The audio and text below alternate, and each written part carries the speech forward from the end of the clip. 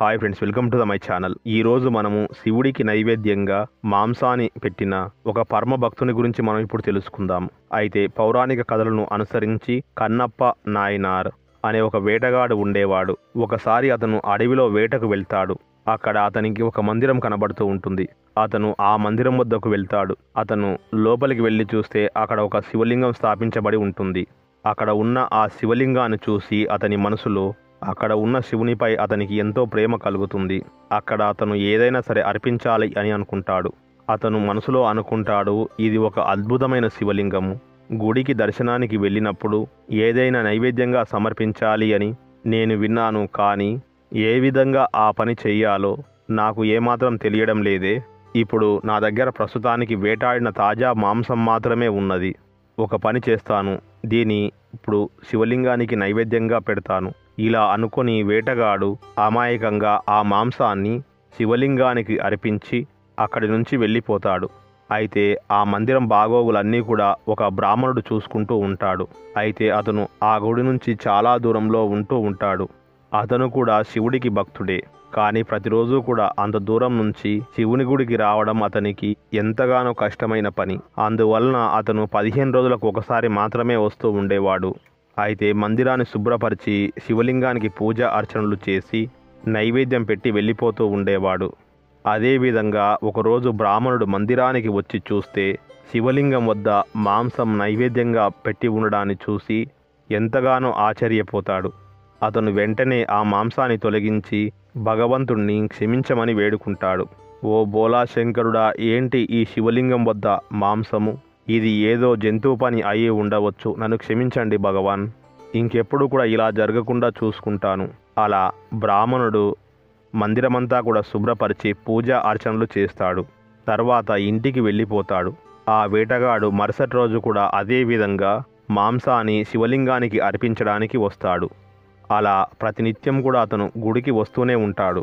అలా గుడిలోనే గంటలు గంటలు కూర్చొని అతని మనసులో ఉన్న బాధలన్నీ కూడా ఆ శివలింగంతో అతను చెప్పుకుంటూ ఉంటాడు. ఒకరోజు అతను గుడికి వచ్చినప్పుడు శివలింగం పైన దుమ్ము ధూళి ఉండడానికి గ్రహిస్తాడు. అతను మనసులో అనుకుంటాడు, ఏమిటి ఈ శివలింగం ఇంతగా దుమ్ము పట్టిపోయింది? నేను ఒక పని చేస్తాను, దీనంతటిని కూడా శుభ్రపరుస్తాను. కానీ దీన్ని శుభ్రపరచడానికి నా దగ్గర గిన్నె పాత్ర లాంటివి ఏమీ లేవే. అయితే ఒక ఉపాయం ఉంది. పక్కనే ఒక జలపాతం ఉంది. అక్కడి నుంచి నా నోటి నిండా కూడా నీళ్లు నింపుకొని ఇక్కడికి నీళ్లను తీసుకొని వస్తాను. అతను అలా ఆ జలపాతం దగ్గరికి వెళ్ళి తన నోటిలో నీళ్లు నింపుకొని శివలింగం వద్దకు తీసుకువస్తాడు. నోటిలో నింపుకొని వచ్చిన నీటితోనే ఆ శివలింగానికి నీరు పోసి శుభ్రం చేస్తూ ఉంటాడు.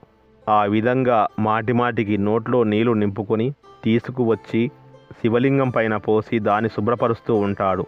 మరుసటి రోజు బ్రాహ్మణుడు గుడికి వస్తాడు. అక్కడ మాంసము ఇంకా లింగం పైన ఉమ్మి ఉండడాన్ని చూసి కోపగ్రస్తుడవుతాడు. అతనికి చాలానే కోపం వస్తుంది. ఇలాంటి నీచమైన పని ఏ జంతువు చేయదు. ఇదంతా కూడా కావాలని ఒక మనిషి చేస్తున్న పనే ఇది. నేను ఇప్పుడు గుడి అంతా కూడా శుభ్రపరచాలి. ఈ శివలింగాన్ని శుద్ధి చేయడానికి నేను మంత్రాలు చదవాలి అని మనసులో అనుకుంటాడు. పాపం బ్రాహ్మణుడు ఏం చేయగలుగుతాడు? ఆ శివలింగాన్ని శుభ్రం చేసి పూజలు చేస్తాడు. మళ్ళీ అక్కడి నుంచి వెళ్ళిపోతాడు. అప్పటి నుంచి అతను మందిరానికి వచ్చిన ప్రతిసారి కూడా శివలింగం పరిస్థితి అదే విధంగా ఉండడాన్ని బ్రాహ్మణుడు గమనిస్తాడు. అతను ఇదంతా చూసి తట్టుకోలేకపోతాడు. అతను తట్టుకోలేక, ఏ శివశంకర, ఏ పాపాత్ముడు ఇలా చేస్తూ ఉన్నాడు? ప్రతిరోజు కూడా మిమ్మల్ని అపవిత్రం చేస్తూనే ఉన్నాడు. పైగా కూడా మీరు ఏమీ చేయడం లేదు. ఇంతటి అవమానాన్ని మీరు ఎలా సహిస్తూ ఉన్నారో నాకు అర్థం కావడం లేదు ప్రభువు. ఆ బ్రాహ్మణుని మాటలు విన్న ఆ పరమశివుడు స్వయంగా అతని ఎదుటినే ప్రత్యక్షమవుతాడు. అతనితో ఇలా చెప్పసాగాడు, ఓ బ్రాహ్మణ పుత్ర, పైకిలే.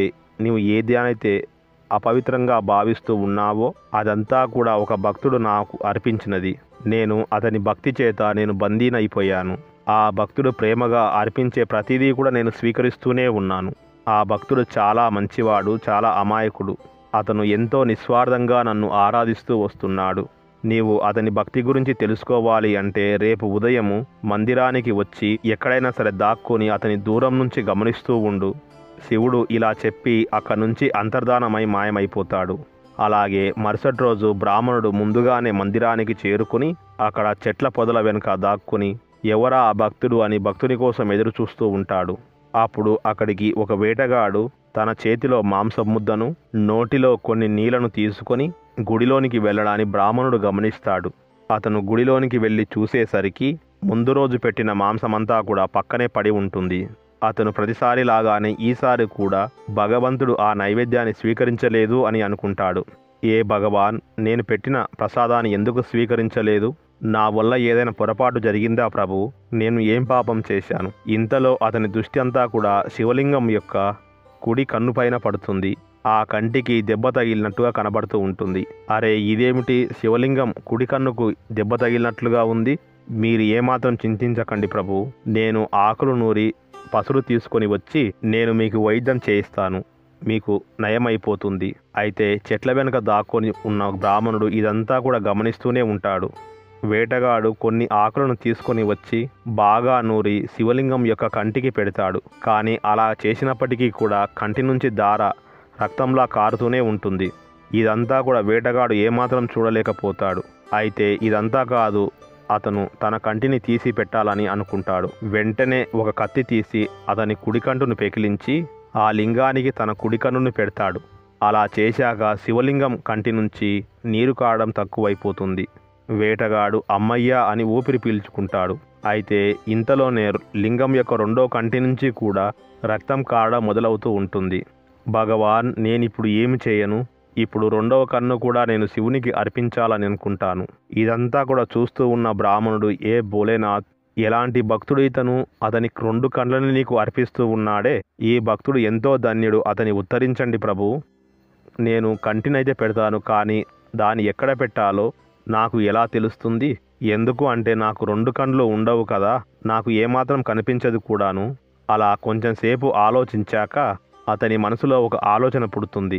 నేను ఒక పని చేస్తాను, కన్ను ఎక్కడ పెట్టాలో అక్కడ నా పాదాన్ని పెట్టి ఉంచుతాను.